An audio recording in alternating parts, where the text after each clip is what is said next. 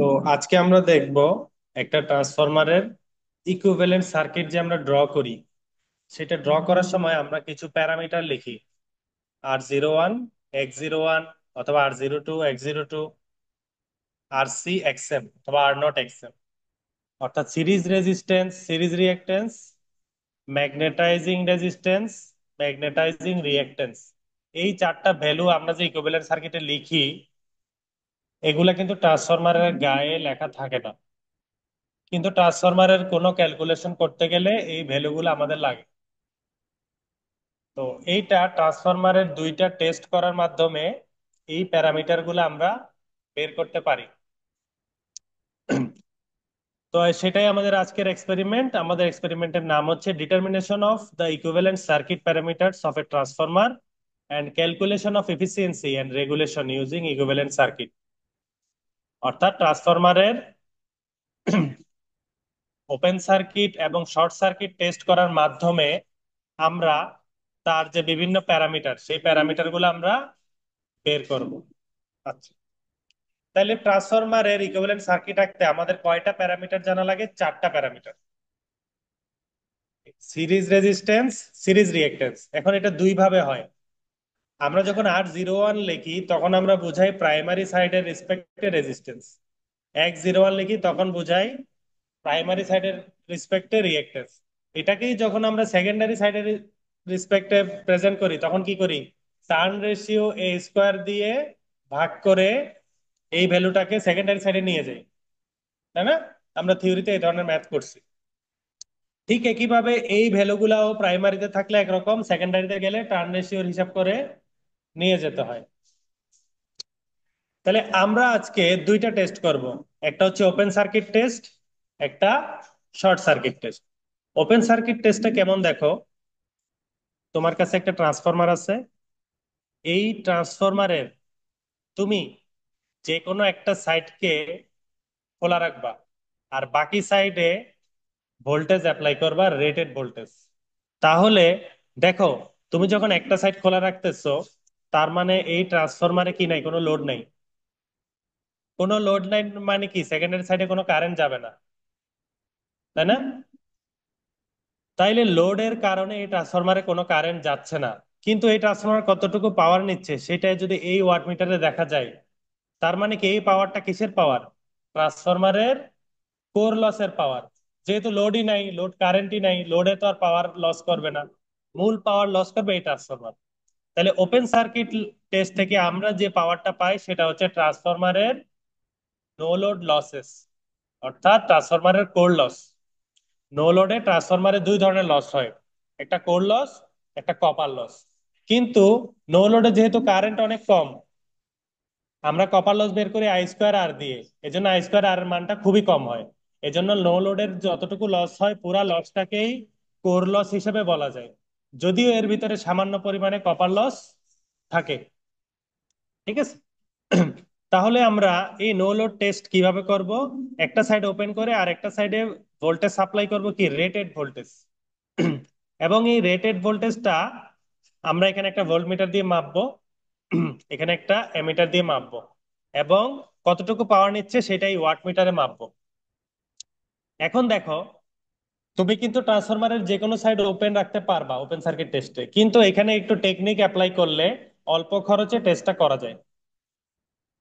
তুমি দেখো, এই ট্রান্সফরমারে আমার দুইটা সাইড আছে। হাই টেনশন সাইড এর মানে হচ্ছে এইদিকে কি প্যাচ বেশি, ভোল্টেজ বেশি, কিন্তু এদিকে কারেন্ট কম।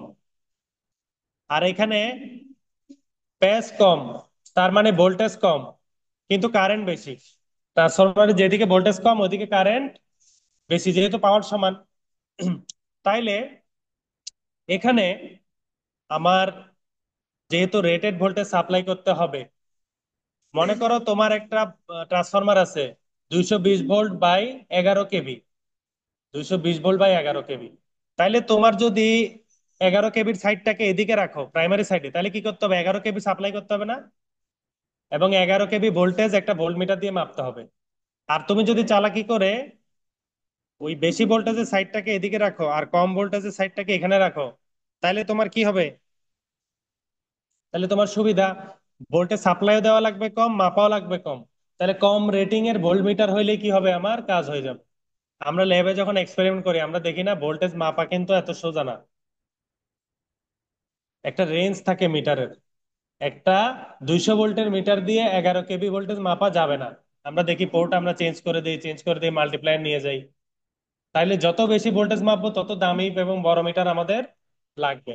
তাহলে যেহেতু আমাদের অল্প ভোল্টেজ মাপলেও কাজ হচ্ছে, আমরা কি করতেছি, চালাকি করে লো টেনশন সাইডটাকে প্রাইমারিতে দিচ্ছি। এখন লো টেনশন সাইডে তো কারেন্ট বেশি, তাহলে এমিটার তো আবার বড় লাগবে, তাই না? কিন্তু এখানে যেহেতু লোডই নাই, এজন্য কারেন্ট খুবই কম ফ্লো হয়। তাইলে আমি কি করতে পারি, লো টেনশন সাইডে টেস্টটা করলে আমার ভোল্ট মিটার এবং এমিটারের কম রেটিং মানের এমিটার থাকলেও অল্প খরচে টেস্টটা হয়ে যায়। ঠিক আছে। তুমি চাইলে হাই টেনশন সাইডে করতে পারো, তখন তোমার দামি ভোল্ট মিটার দামি এমিটার লাগবে, বড় ভোল্ট মিটার বড় এমিটার লাগবে। ঠিক আছে। আচ্ছা, তাহলে আমরা এটার সুবিধা অসুবিধা স্ট্র্যাটেজি দেখলাম, এবং এখান থেকে আমরা তিনটা মান পাবো। এখানে রেটেড ভোল্টেজ সাপ্লাই করার পরে আমরা একটা পাওয়ার পাবো, একটা ভোল্টেজ পাবো, একটা কারেন্ট পাবো। এটার নাম হচ্ছে পিওসি, ভিওসি, আইওসি। ওপেন সার্কিটের ভোল্টেজ, পাওয়ার, কারেন্ট। ঠিক আছে, এই তিনটা ডাটা আমরা নিব।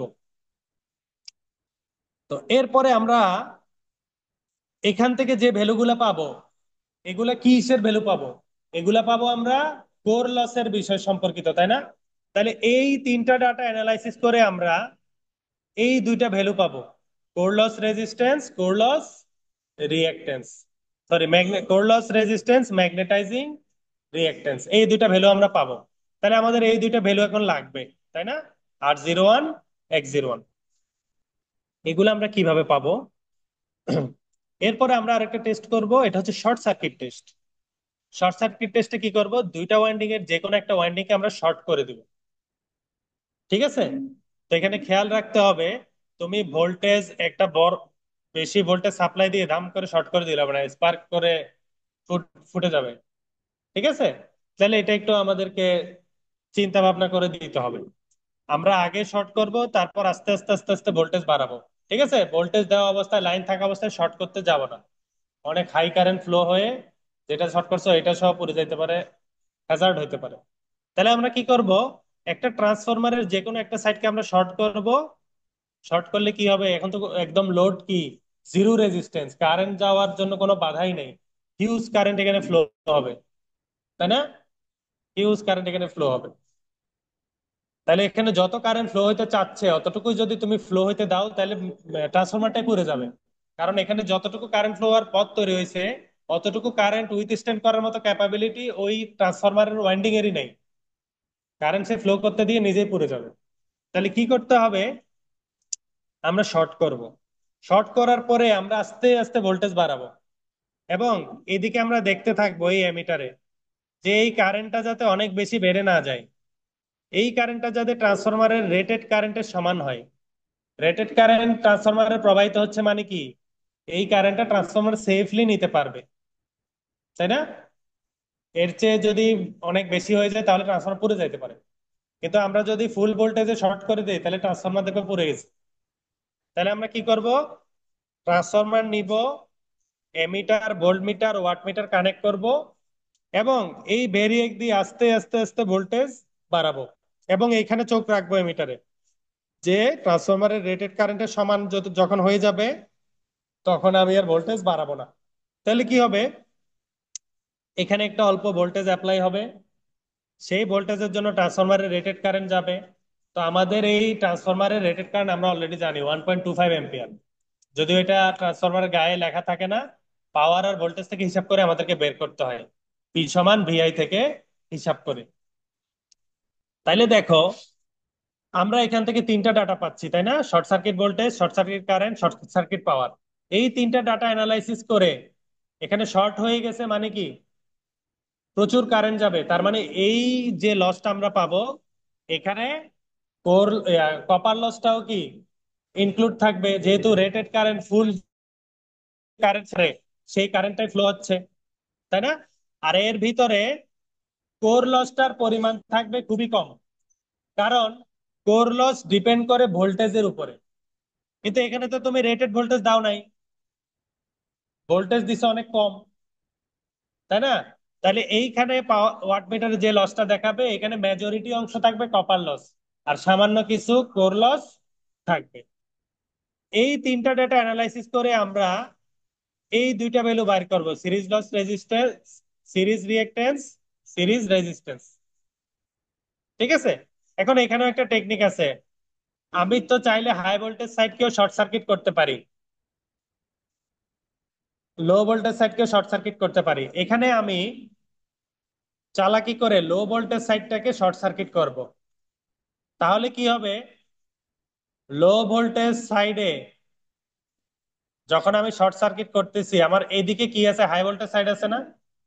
এখন দেখো, হাই ভোল্টেজ সাইড আছে ঠিকই, কিন্তু ভোল্টেজ তো আর ফুল ভোল্টেজ দিচ্ছি না। ভোল্টেজ আমি ভেরিয়েক দিয়ে কমাই কমাই অল্প একটু ভোল্টেজ দিলে রেটেড কারেন্ট ফ্লো হয়, যেহেতু শর্ট করা। তাইলে এখানে আমি এটা হাই ভোল্টেজ থাকা সত্ত্বেও যেহেতু ভোল্টেজ অল্প অ্যাপ্লাই করতেছি, তাইলে ছোট ভোল্টমিটার দিয়েও আমি এটা মাপতে পারবো। ঠিক আছে? আর হাই ভোল্টেজ সাইড মানে কি? কারেন্ট কম না? রেটেড কারেন্টটা কম থাকবে হাই ভোল্টেজ সাইডে, আর লো ভোল্টেজ সাইডে রেটেড কারেন্টটা বেশি থাকবে। এখন এই রেটেড কারেন্ট আমি যখন মাপতে যাব, তখন আমি কি হাই ভোল্টেজ সাইডে মাপলে আমার জন্য সুবিধা হবে, যেহেতু হাই ভোল্টেজ সাইডে রেটেড কারেন্ট কম থাকে। তখন আমি এই এমিটার দিয়ে কি করব? ওই কারেন্টটা সহজে মেপে নিতে পারবো। এই জন্য দুইটা সাইডেই আমরা শর্ট করতে টেস্ট করতে পারবো, কোনো সমস্যা নেই। কিন্তু short circuit test low voltage সাইডে করলে আমার জন্য কি হবে? কষ্ট কম হবে, ছোট মিটার দিয়ে করতে পারবো। আর ওপেন সার্কিট টেস্ট হাই সাইডে করলে আমার কি হবে? ছোট মান, ছোট মানের এমিটার ভোল্টমিটার দিয়ে করতে পারবো, এবং আমার কি খরচ কম হবে। তাহলে এই টেস্ট থেকে আমরা তিনটা ডাটা পাবো: ডাব্লিউএস, পিএসসি, বিএসসি, আইএসসি। এবার এই ডাটাগুলা থেকে আমরা থিওরি ক্লাসে যে পড়াশোনা করছি, যে পি সমান ভিআই কস থিটা, আমরা পড়ছি না? ওই দুইটা ফর্মুলা অ্যাপ্লাই করে আমরা ফাইনালি কি করব? R C, XM, R naught XM, এই ভ্যালুগুলা বের করব। ঠিক আছে? এখন আমি যদি তোমাদেরকে এটা একটু এক্সপ্লেন করি, এই ম্যাথগুলা চ্যাপম্যানের বইয়ে আছে। ঠিক আছে? থেরেজার বইও এই ধরনের ম্যাথ আছে, তোমরা থিওরিতে করছো, এবং পরীক্ষায় এই ধরনের ম্যাথ আসে, তাই না? এই যে ধরনের বললাম ওপেন সার্কিট, শর্ট সার্কিটের। তাহলে আমরা এখান থেকে তিনটা ডাটা পাবো: একটা পিএসসি, ভিএসসি, আইএসসি, তাই না? এখান থেকে আমাদের কোন জিনিসটা বের হবে? এখান থেকে বের হবে আমার R naught R X naught, নাকি? আর নট মানে কি? আর জিরো ওয়ান বলতেছি, মানে সিরিজ রেজিস্ট্যান্স আর সিরিজ রিঅ্যাকট্যান্স। আবার আমি দুইটা ডাটা পাবো, সেটা হচ্ছে পিওসি, ভিওসি, আইওসি। তো এখান থেকে আমার কি বের হবে? আর সি আর এক্সএম, তাই না? এগুলো এখন আমি কিভাবে বের করব? দেখো, আমরা জানি পিএসসি সিঙ্গেল ফেজের জন্য, ভিএসসি, আইএসসি, কস কস থিটা, এসসি, তাই না? আচ্ছা, তাহলে এখান থেকে কিন্তু আমরা এই যে আলফার মান বের করতে পারবো, এই যে থিটার মান বের করতে পারবো না? কি হবে? Cos inverse one PSC BSC by ISC, তাই না? আচ্ছা, তাহলে আলফার মান এখান থেকে যদি আমি পেয়ে যাই, এরপরে এখান থেকে আমি জেড এসসি বের করতে পারবো না? জেড এসসি মানে কি? বিএসসি ডিভাইডেড বাই আইএসসি, তার সাথে একটা কি থাকবে? অ্যাঙ্গেল থাকবে, তাই না? এই যে কস থিটা পাইলা বা আলফা পাইলা, আলফার মান কত? ট্রান্সফরমারের ক্ষেত্রে নেগেটিভ থাকে। তাহলে এটা ক্যালকুলেট করলে তোমরা কি পাবা? দুইটা মান পাবা, যেহেতু আহ, রাশিটা পোলারে আছে। একটা কি পাবা? আর আরেকটা পাবা জে অফ এক্স, তাই না? এই যে আরটা পাচ্ছ, এই আরটা তোমার এই ভ্যালুগুলা যদি প্রাইমারি সাইডের হয় সবগুলা, পিএসসি, বিএসসি, আইসি সব যদি প্রাইমারি সাইডের হয়, তাহলে এই আরটা হবে কি? আর জিরো ওয়ান, আর এক্সটা হবে এক্স জিরো ওয়ান। আর এগুলো যদি সেকেন্ডারি সাইডের হয় তাহলে কি হবে, R0 to X02। তো তুমি যদি R0 to X02 বের করো, তাহলে কি করতে হবে, এই চিত্র আঁকার সময় দেখতে হবে কোন সাইডের সাপেক্ষে আঁকতেছে, ওইটাকে ট্রান্সফার করে এনে আবার কি করতে হবে, এখানে বসাইতে হবে টার্ন রেশিও দিয়ে ভাগ দিয়ে। আচ্ছা, এভাবে পাইলা। এরপরে তোমার কি বের করতে হবে, RC আর XM, তাই না? তাহলে আমার কাছে এখন আরেকটা ডাটা আছে, POC সমান BOC IOC কস, আমি নাম দিলাম মনে করো কস ডলার দিলাম, ঠিক আছে? তোমরা কস থিটা ধরতে পারো। তাহলে এখান থেকে তুমি কি পাবা, এই থিটার মানটা পাবা বা এই ডলারের মানটা পাবা, ঠিক আছে? আচ্ছা, তাহলে থিটা সমান এত ডিগ্রি তুমি পেয়ে গেলা। এখন তুমি ঠিক একইভাবে জেড বের করতে পারবে না এখান থেকে? জেড মানে কি, BOC by IOC angle of minus theta. এখানে তুমি দুইটা টার্ম পাবা, একটা হচ্ছে কি আর প্লাস জে অফ এক্স। কিন্তু তুমি দেখো এই সার্কিটে এই দুইটা ছিল সিরিজে, এই জন্য তুমি সরাসরি পেয়ে গেছো এই দুইটা কম্পোনেন্ট। এখানে কিন্তু দুইটা জিনিস প্যারালালে আছে। তো প্যারালালে থাকলে কি, প্যারালালে থাকলে তুমি যে ভ্যালু দুইটা পাইছো, এই দুইটা কি প্যারালাল ভ্যালু রিপ্রেজেন্ট করতেছে? এগুলো কিন্তু সিরিজের ভ্যালু রিপ্রেজেন্ট করতেছে। তাহলে এই দুইটার সমতুল্য প্যারালালের ভ্যালু তোমার লাগবে। তো এখানে আমরা একটা টেকনিক অ্যাপ্লাই করি। আমরা কি করি, আমরা এই ভ্যালুটা তো পাইলাম, এটাকে আমরা কাজে লাগাই না। প্যারালালে আমরা সব অ্যাডমিটেন্স দিয়ে কাজ করি না, আমরা এখান থেকে অ্যাডমিটেন্স বের করি। অ্যাডমিটেন্স মানে কি, 1/z। এটা করার পরে আমরা দুইটা টার্ম পাই, একটা হচ্ছে জি আর একটা হচ্ছে বি, কন্ডাক্টেন্স আর সাসসেপ্টেন্স, ঠিক আছে? এই যে দুইটা মান পাইলাম, এখান থেকে আমাদের যে কোর লস রেজিস্ট্যান্স, সেই কোর লস রেজিস্ট্যান্সটা হয় 1/g। এখানে যে টার্মটা থাকে তাকে উল্টাই দিলে কি এই রেজিস্ট্যান্সটা আমরা পাই। আর আমরা বিটা কোথায় থেকে পাই, আর আমাদের যে এক্সএম আছে ম্যাগনেটাইজিং রিঅ্যাকট্যান্স, সেটা হয় 1/b। তাহলে এই ক্যালকুলেশনটা করার পরে কি আমরা আরসি আর এক্সএম পেয়ে যাই। তো এখানে মাথায় রাখতে হবে বিওসি পিওসি এগুলা যদি প্রাইমারি সাইডের হয়, তাহলে আরসি আর এক্সএম প্রাইমারি সাইডের সাপেক্ষে বের হবে। আর এগুলো যদি সেকেন্ডারি সাইডের সাপেক্ষে হয়, তাহলে সেকেন্ডারি সাইডের সাপেক্ষে বের হবে। কিন্তু তুমি যখন চিত্র আঁকবা, তখন কি তোমাকে বলে দিতে হবে তুমি কোন সাইডের সাপেক্ষে আঁকতেছো। ওই সাইডের সাপেক্ষে সবগুলাকে টার্ন রেশিও এ দিয়ে ট্রান্সফার করে নিয়ে তারপরে তোমাকে আঁকতে হবে। তো যেহেতু আমরা একটা লো সাইডে করি আর একটা হাই সাইডে করি, দুইটা ভ্যালু কখনো কি হবে না, একই সাইডের রেসপেক্টে বের হবে না, দুইটা দুই সাইডের রেসপেক্টে বের হবে।